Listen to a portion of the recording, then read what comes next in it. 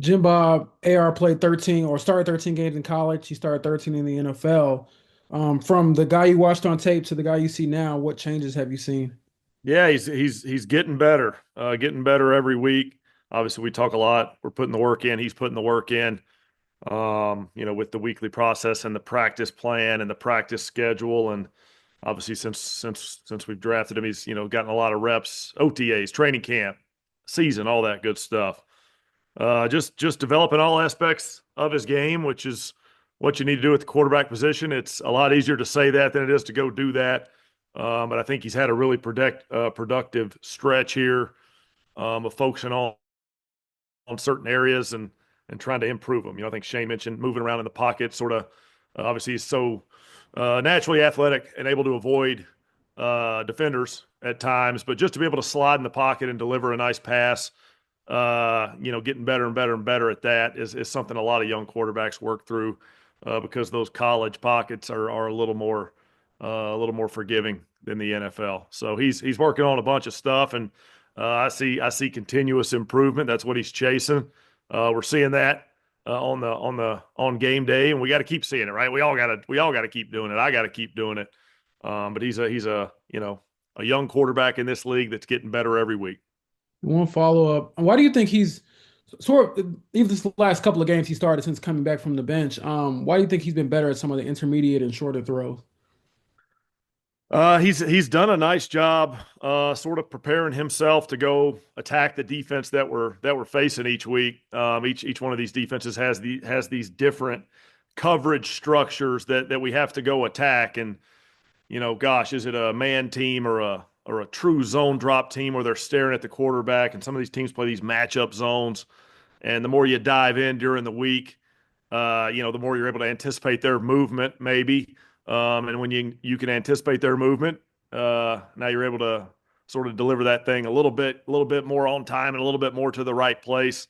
I think a lot of times in this league, the success that you have on Sunday is earned sort of Monday to Saturday, and it's no different with the quarterback. Just because you watch a pass thrown in the game, on TV or in person, there's a lot that goes into that pass from an understanding, from a timing, from a practice rep standpoint, and we're sure putting the work in on all those areas around here, and we've been harping on it for a few weeks in front of you guys, letting you know that gosh, we're putting good work in. Anthony's out there putting good work in. It is paying off in these games, and we got to keep that going so we keep that improvement going. But yeah, that's sort of how I see it. George. Tim, what to say about a 22-year-old, or for that matter, any player in the league, to go on the road twice and have these long game-winning drives with the season on the line in many ways? Yeah, he's unfazed by the big moments. He's out there. I think a lot of times in this league, you play in big games or big drives or big plays, and some guys try to really amp themselves up and sort of maybe get themselves too fired up, too amped up for these things. Anthony does a nice job of really being steady in those moments, whether it's on the sideline between drives, in the fourth quarter, or just out there playing ball, making decisions, calling the play, breaking the huddle, just all that stuff, right? You got a loud crowd, and Shane's in his helmet calling the play, and gosh, we're breaking the huddle, and you got to have a cool head about you as a quarterback just to operate that whole thing. And Anthony does a really nice job of that, which I think lets you have that success in those big moments. When those moments get bigger, I think it's important for all of us to sort of maintain a steady level of play. A lot of people think you got to raise your level of play in the big moments, but what really happens, I think a lot of people do the opposite. They try to raise it.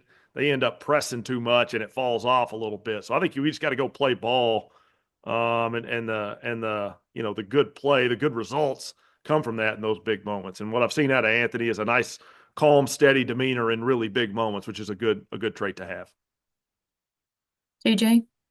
Hey, Jim Bob, what do you see from Denver's defense, maybe specifically in how they kind of marry their rush and coverage? Yeah, they're doing a phenomenal job this year. Those guys are playing really, really, really good football.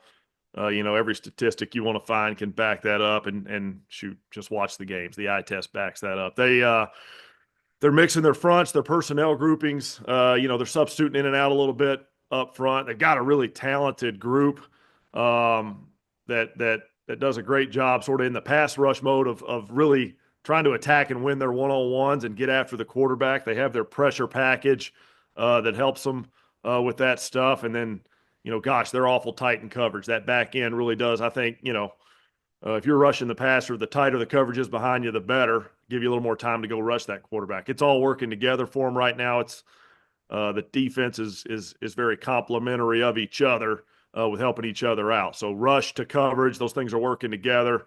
They're playing the heck out of the run game too. It's a good defense. It's quite a challenge this week. It'll be a fun one. Nate? Hey, Jim Bob, when you have a receiver like Josh Downs or like you used to have with Golden Tate, just those really consistent players in that position, what do you feel like that does for an offense and namely for the quarterback, just to have that kind of consistent player? Yeah, great to have a guy who you can rely on to get open, be where he's supposed to be, and sort of catch the ball when it's thrown to him. Those are really good traits in this league, just to be, really, really, consistently competing to get open in the right area and catch the ball when the quarterback throws it to you. Josh does such a nice job working throughout his weekly schedule, weekly process on how he's going to run routes, working with the quarterback, working with us, sort of coaching wise, how we see things versus different coverages.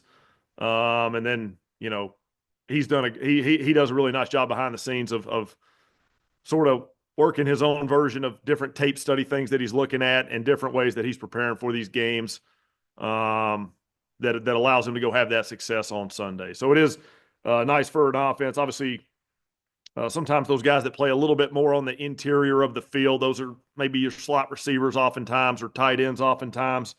Those guys are a little closer to the quarterback, a little closer to the action. Sometimes there are a few more targets to be had there depending on how you're setting your offensive scheme up each week.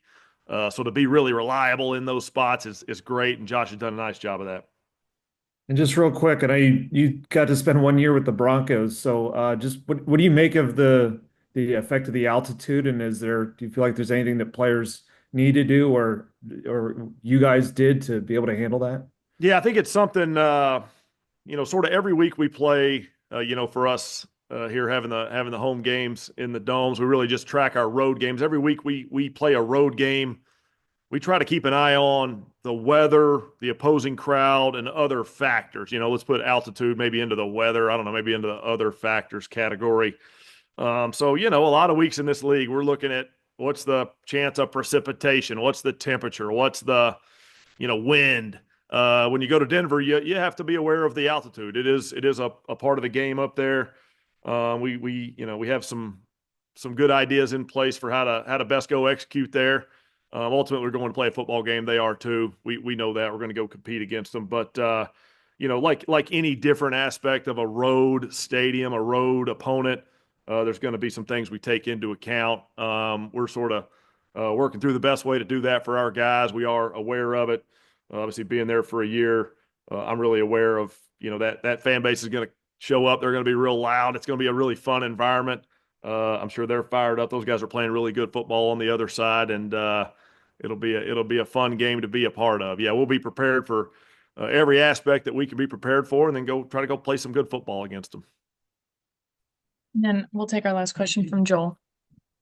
I know there's a lot more quarterbacks running around on design runs than there used to be, but is it still rare enough that if you have that, like you guys have with Anthony, that it's a kind of a curveball for defenses? I would say looking at the tape, sort of every week we play certain opponents. We play these guys and we pull up their tape from the previous, a bunch of weeks, the whole season. We got a bunch of tape, here. You don't see a million snaps of different teams sort of running some of those quarterback keeper type concepts, quarterback related run type concepts. Sometimes we have to make sure we're doing our due diligence to track down how different defenses have played different aspects of that over the years. It's a little bit of a better question for the defensive guys, but sure, if you don't do something, if you don't see something a whole lot of times during a year, it probably is a little bit different when you do see it. I think, there's so many different aspects of the the offense versus defense strategy in this league. But I would say that's definitely one of them. That's certainly one that I would assume shows up for defenses.